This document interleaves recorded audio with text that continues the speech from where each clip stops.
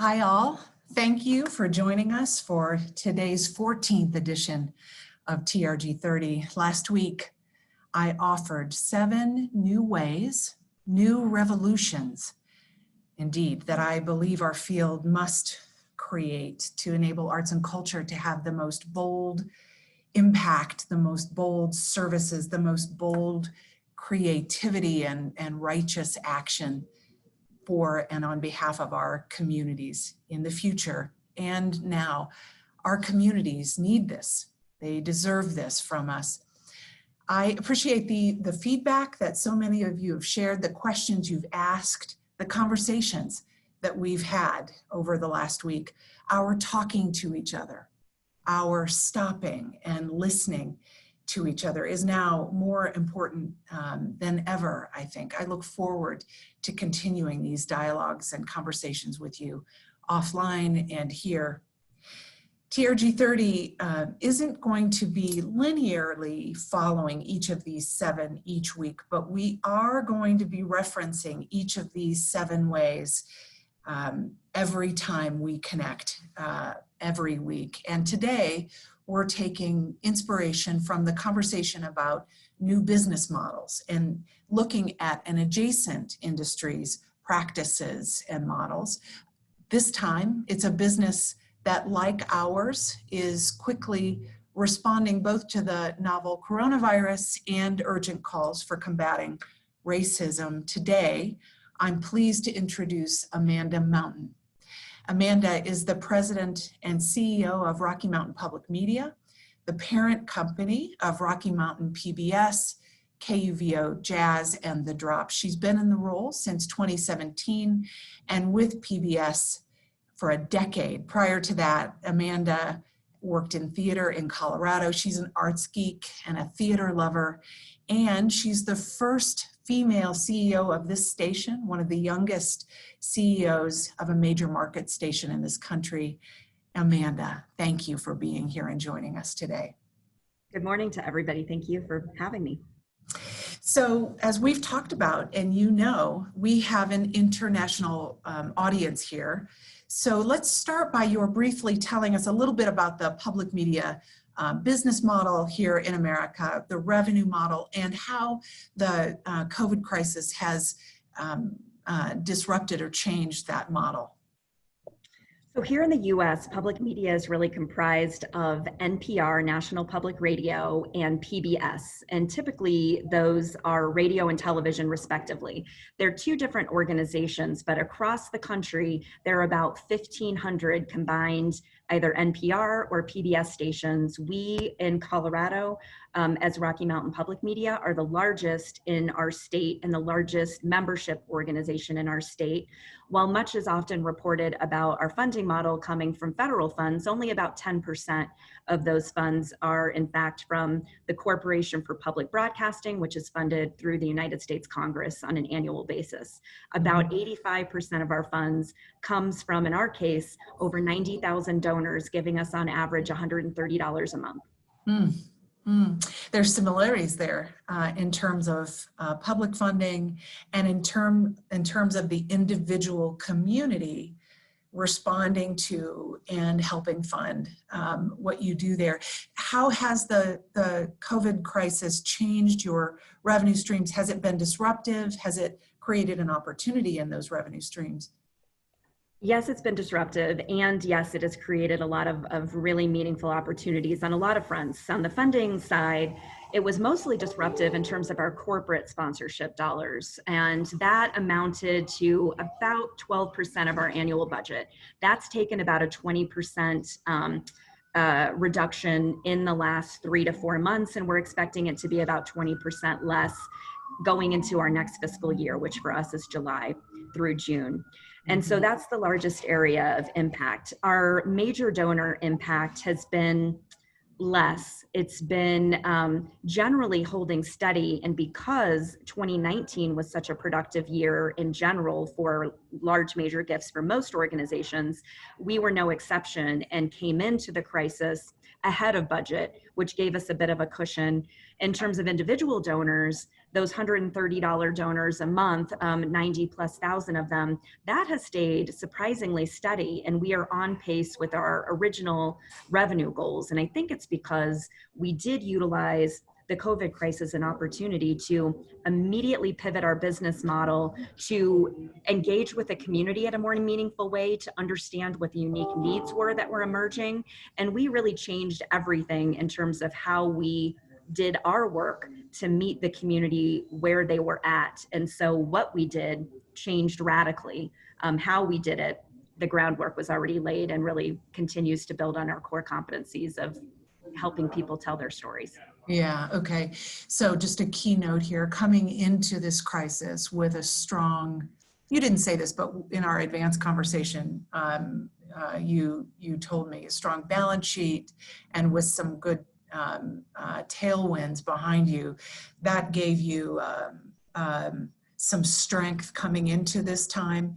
Now you're in the TV business and the media business, and so we all know as consumers of that, what a resource media has been, and what in some cases, lifeline it's been during this crisis. But like our field, so there are differences. I'm going to come back to that. But like our field, you're having to respond, and you just hinted at it, to both the COVID crisis, but also to the recent calls around dismantling systems of racism in our country. So the specifics of that, how did you adjust? What did that look like for you here in Colorado?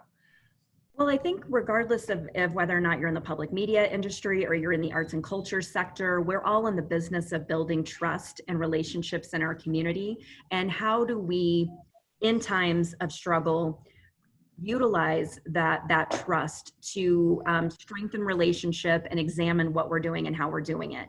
And so coming into this crisis, we were fortunate to be one of the most trusted institutions in the country, and to certainly be one of the most trusted institutions in our state. However, the crisis itself and the resulting civil rights movement that we're now seeing take shape is allowing us to examine and ask ourselves really tough questions about how we're really defining the public trust, because candidly, how we've been doing that is through a very narrow lens of white supremacy.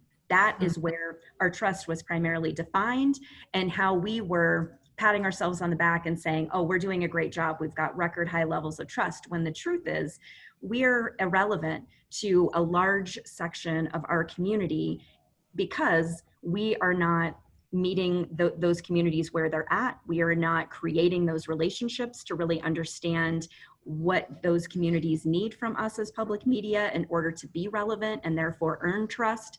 And so we are, I think, all collectively facing a moment where we need to examine our leadership and our relationships in the community to really figure out if we're relevant.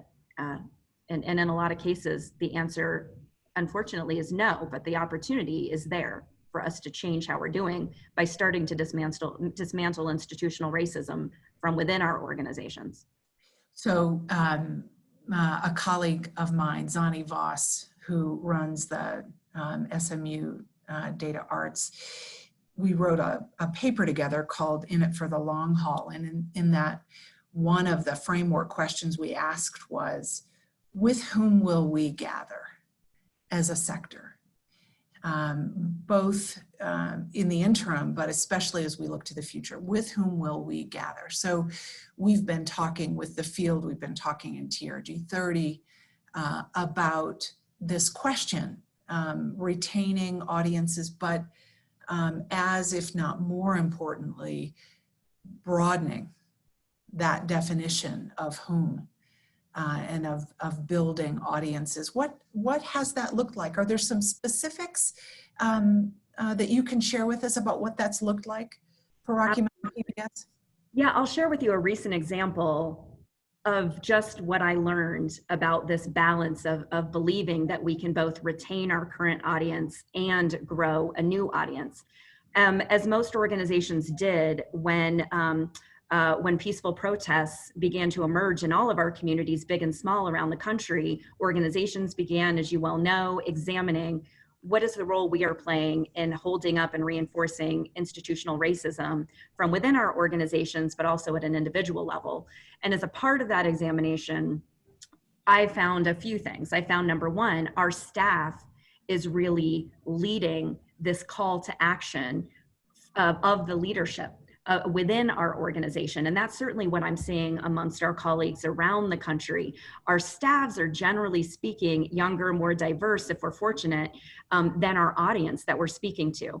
And so if we look at our organizations and our organizational culture as a microcosm for what is happening in the broader community, I think there's a real opportunity to listen to our teams like never before, and to really utilize the voice that they are providing about gut checking our relevancy and our role here.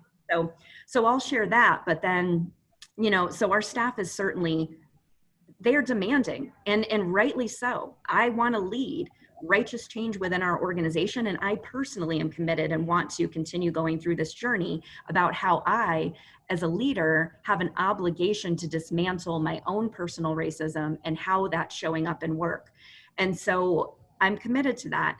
But we wanted to talk about how do we discuss this issue with our community. And so, as many of you likely have done or are doing, you're trying to figure out, how do you talk to your audience? What do you tell them about? How do you acknowledge the movement that we're in the midst of, and the point of view that we need to have as leaders, regardless of what organizations we're leading? And that email, in our case, we had a lot of conversations. Who should it go to? How many people? And so we ultimately were the first in the country of any public media organization to send an email out to everybody on our email list, which in our case was about 240,000 people. This was a debate, one that I did not have with my board, because candidly, I was not going to ask permission, and I didn't feel like that was necessarily necessary. So my team drafted something.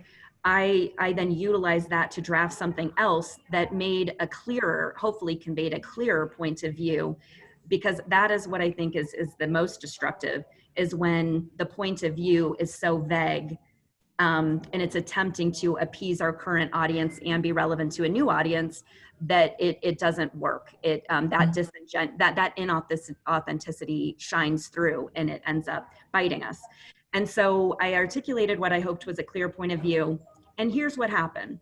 I felt like I had a pretty good idea of our audience: older white liberal people who were very open and understanding and acknowledging of some basic level of institutional racism in our society. And so this wasn't going to be particularly controversial. Well, about 362 people dropped off our email list. About 100 people canceled their membership. They did not explicitly articulate this is why, and so I just want to draw that as a correlation, not a direct causation. But then what also happened is our email sign-up list grew by over 1,000, and we hit our fundraising goals. So the people who were truly engaged, who truly had shared values that were articulated in part by this initial communication, they deepened their investment in our organization. And the people who were only superficially connected to us, for you might be an individual ticket buyer, whatever that looks like, some of them dropped off. And so this idea that we can both maintain our current audiences exactly as they look today and be relevant to a new audience and build and expand our base, I don't know if that's possible. I was hoping it was possible.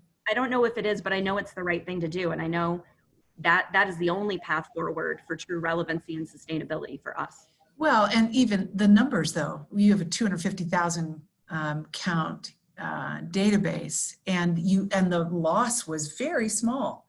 So the flip side of that is maybe there is a both and there. Now you also said programmatically you shifted. So you shifted your orientation from a deliverer of content, a pusher, to a service provider. Can you just say a few words about that shift? Yeah, so when we started, we immediately, as soon as we went into lockdown, we started reaching out over the phone to our various partner organizations just to say, what are you seeing? What are you experiencing? And all of that feedback did surface a few areas that we felt we could devote our capacity and resources. And so we ended up stopping episodic television programming in our case. We were no longer going to be, for the foreseeable future, producing shows that required 6 months lead time or 3 months lead time, prohibiting us from being able to react to what's happening in the moment. And so that was a challenge, but our team really rallied quickly because the need was just so clear. So what normally might be an impediment to that kind of cultural change was more easily navigated because we all wanted to be of service. That's why we're here. And so we reallocated 4 full-time staff to do something in the education space to acknowledge that our Colorado kids were going to fall through the gaps with distance learning alone, reliant on reliable internet access. And then we shifted to daily digital content, but not from a lens of we as journalists are going to contextualize your reality for you and pretend like there's journalistic objectivity that really exists. Instead, we are really having those tough conversations internally about how do we facilitate and enable and empower members of our community to tell their stories as they are experiencing them without a lot of orchestration on our part. And that is leading to really existential conversations about the very nature of journalistic objectivity, of trust in the media, of the public trust. Some people are ready for that and some people are not, because it's hard to have that conversation without feeling a personal attack on your integrity. But that is candidly what we are asking our team to do. Every single person, no matter what your role, needs to go through their personal journey around institutional racism. And that journey is going to be driven by that individual's commitment and the organizational supports that we're putting into place. But it's non-negotiable. To be here, you're going to have to do this. Bold. You heard in my intro that last week I introduced or provoked thought about some bold ways that I think our arts and cultural sector needs to think or act or revolutionize. And you've hit on several of them here. You know, how we think about financial strength so that we have nimbleness, how we think about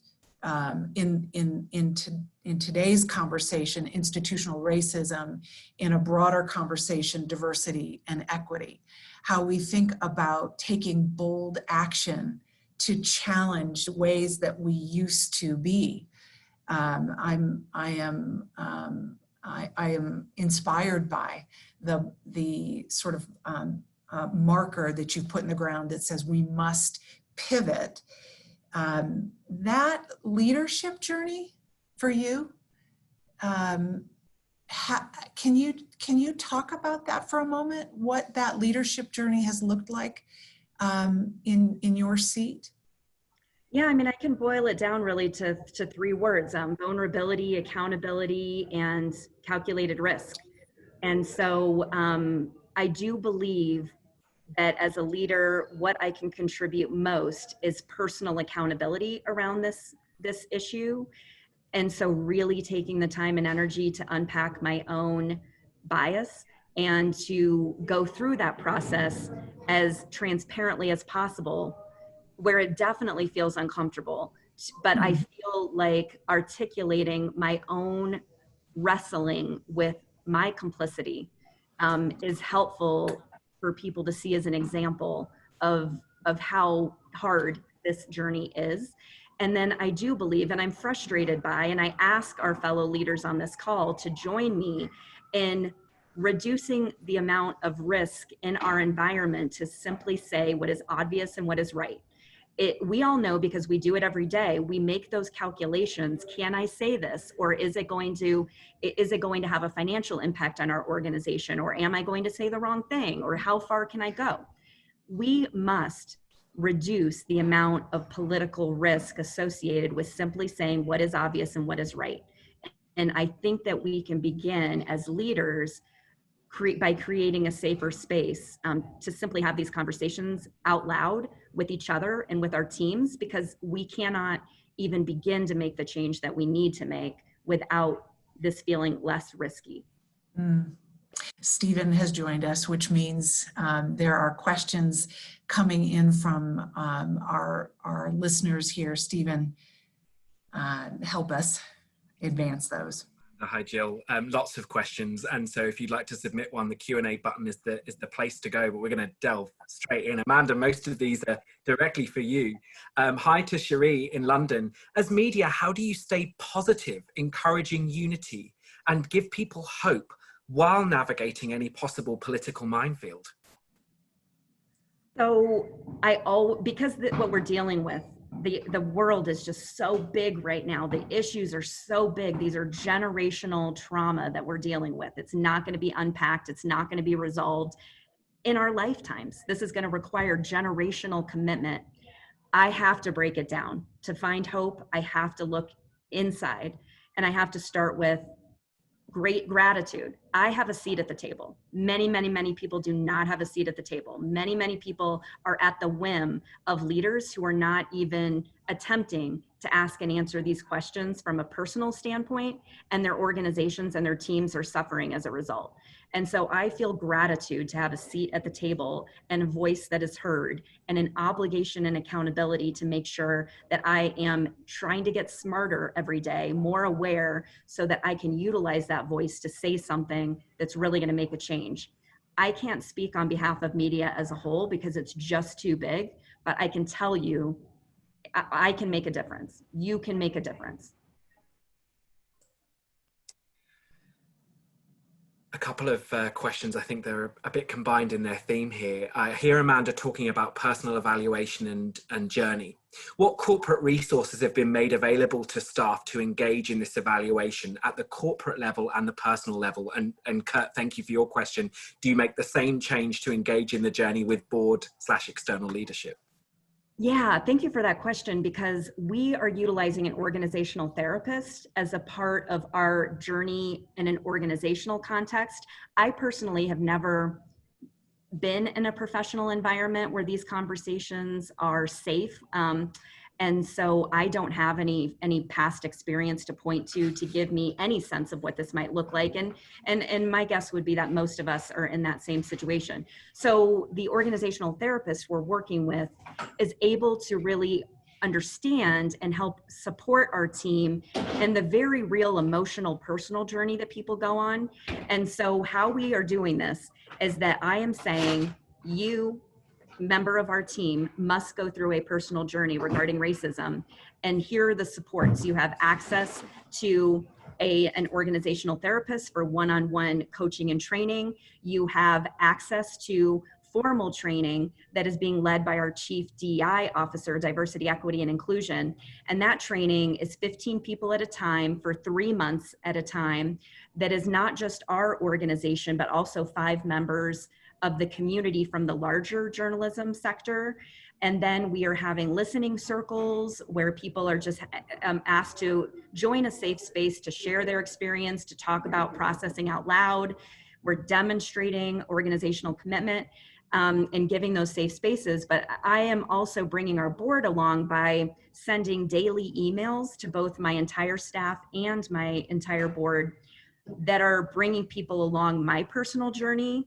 And so that has led to a shared language and context for these conversations moving forward. Thank you, Jill. You might want to step on the top of this one, but on the topic of retaining audiences while developing new ones, how do we do this? We must, and our margin for error and revenue is so small in the arts. So what's the answer for the arts? What's the answer, Jill? Well, I think Amanda has hinted at something that is really provoking to me, and that's about being bold and moving past some fear.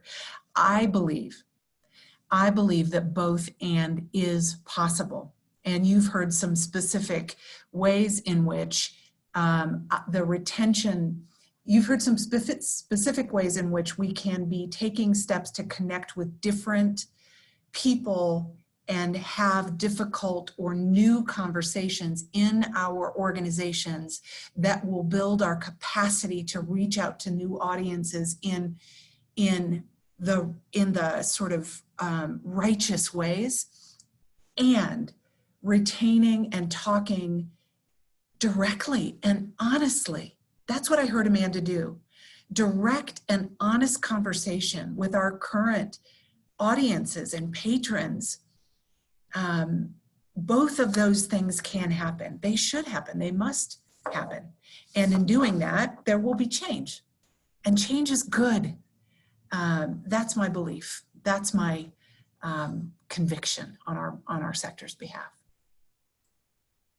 Amanda, is there anything you'd add there? Just add a reminder of what we all know to be true. There's a much larger section of our community who is not engaging with us than there is our current, than is represented in our current memberships or subscription base.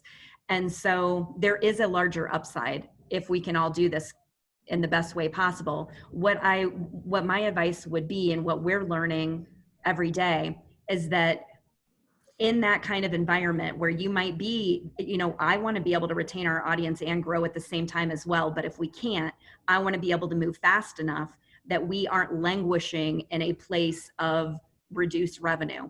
And so to move fast enough is the challenge. I think organizations have to be nimble, they have to be plugged into the community, and they have to be ready to change quickly so that there isn't a period of time, months and months or years, when there's too much conversation about how long, what does this look like and how long is it going to take? Look, something we have talked about, Stephen and Amanda, in our sector is demographic change is on us now. The boomer population is aging. The Gen X population behind it is smaller. Diverse populations in your communities, in most of your communities, are changing now. So our ability, as Amanda has suggested, to be nimble, to believe, I want you to believe, but to be nimble so that we act now and build our capacity to be the best service providers in our communities of today's and 10 years from now. That's got to be where our eyes as leaders are firmly set. As we head to, I'm looking at the clock, Stephen, and I know there are more questions. Listen, I said to you at the top, you asked questions, I answered them, and I will continue to do that. That dialogue, that one-on-one dialogue that I've been having with a group of you this week has been really meaningful to me, and I'm committed to continuing it. But I want to send you away with a couple of thoughts. First of all, this crisis has affected arts and culture in ways that it has not affected public television. I know that. It has been devastating. There have been furloughs, canceled performances. It has been brutal.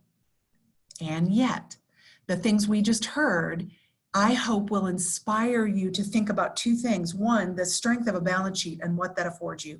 And two, the strength of conviction and what that can create.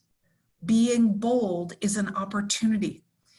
So we have an opportunity now to think about how we're going to serve our communities for the short term and the long term.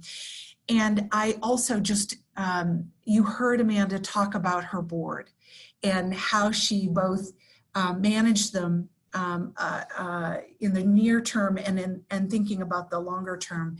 And that's something that in future TRG 30s we're going to be talking about, how our boards can be aligned with us, believe in investing in arts and culture, believe in the power of surpluses and working capital, and believe in the importance of audience expansion, in equity and diversity in our communities. All of these things are critically important. Stephen, if you'll share the next several episodes that we have planned for you on TRG 30. Next week, Kim Scott, who is the author of Radical Candor, is going to be joining me to talk about her new book that's going to be published later this year that will put the conversation about candor and radical candor in the context of the workplace and workplace justice. We're going to be talking with peers about how we do listen to our patrons that are currently with us and have a conversation with new audiences. How do we do that deep listening? We'll be talking about innovation, and also we'll be talking with Dr. Tony Byers, who wrote the book that I read recently about the multiplier effect of inclusion. This and more is coming as we look at the 7. Please continue to join us, talk to me and us. I'll look forward to seeing you next week. Amanda Mountain, thank you very much for sharing your experiences, your bold leadership, and thank you all for joining us. We'll see you next week.